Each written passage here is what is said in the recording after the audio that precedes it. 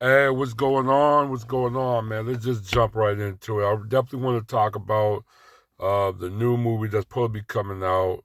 About I think the movie's called Chevalier. It's about a Frenchman, a black Frenchman, basically John Belluni.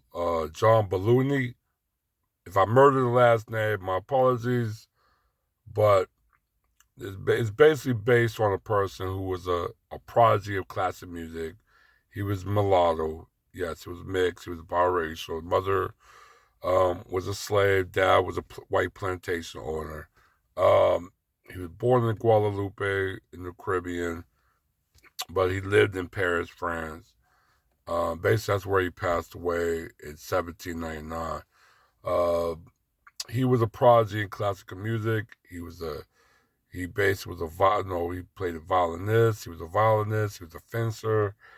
That's basically of European swordsmanship. It's almost like kendo in Japanese culture and so, etc. It's like a swordsmanship, um,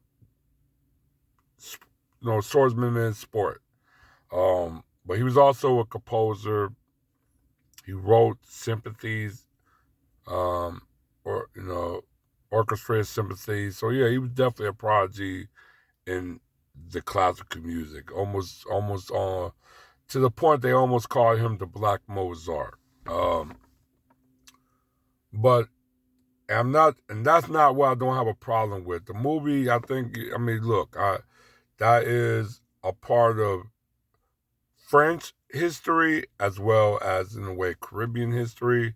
Okay, he was born in Guadalupe, uh, and just the overall of of of that time period, the Victoria era, and also he connected to slavery as well and Haiti as well. So there's a lot of things that comes into order if you are talking about this Joseph's character. But also too, in the movie don't do justice. Don't really talk about. He was also a military high rank officer who led a military campaign to Haiti at the time that was a French colony in 1796. Now was at the start of the slave rebellion. Now the slave rebellion was going on from 1794 actually. That's when the slave rebellion started. Um, and basically led to what you know of 1804.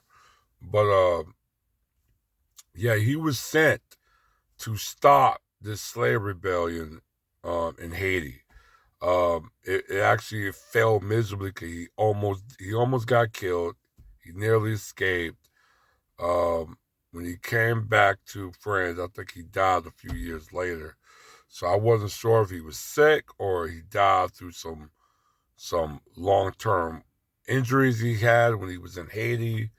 Um, Not really sure with that, but I know he passed away in 1799, a few years after that failed military campaign in Haiti. But like I always said to myself, there's black people that is perfectly fine with the status quo. Even though there's some people that's black, or even they quote they have black ancestry, African ancestry, do not mean that they are with the cause. There's coons throughout history, even to now. Um, like I said, he was perfectly fine with it.